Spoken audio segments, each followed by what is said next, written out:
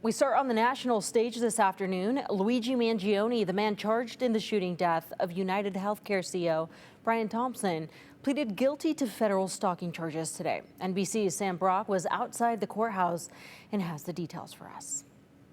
Well, it turns out there was no plea agreement per se, but Luigi Mangione today in federal court here in New York did plead guilty to both counts that he was facing in the jurisdiction. Those are federal stalking charges, one of which was interstate stalking, resulting in someone dying, specifically 50-year-old Brian Thompson, and also cyber stalking that led to the death of Thompson.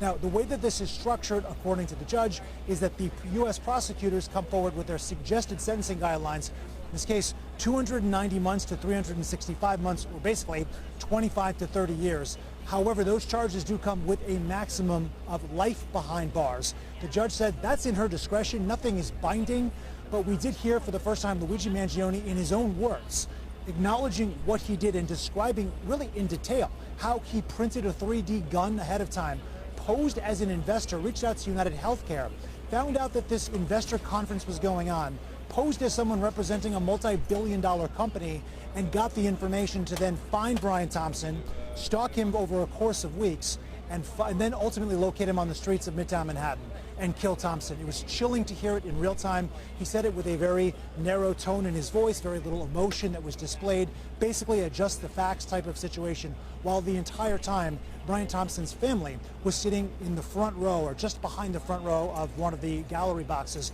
listening to all of this.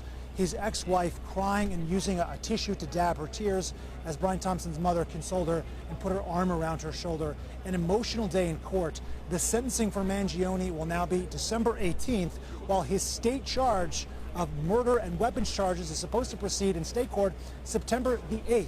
Only a matter of weeks from now, so there is a lot to work out, both in terms of sentencing and how these two cases are going to overlap, or if the state one will ultimately be dismissed on double jeopardy, which is what the defense said they would like today. Certainly the Manhattan DA's office said that is absolutely not in the cards from their perspective.